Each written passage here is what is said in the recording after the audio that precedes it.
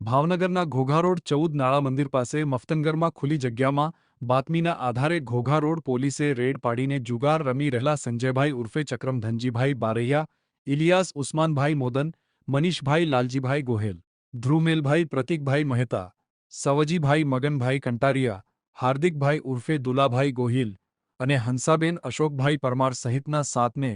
ગંજીપત્તાના પાના અને રોકડા ₹12,300 સાથે ઝડપી લીધા હતા. આમ 6 પુરુષો અને 1 મહિલાને ઝડપી લઈ આગળની કાર્યવાહી હાથ ધરી હતી.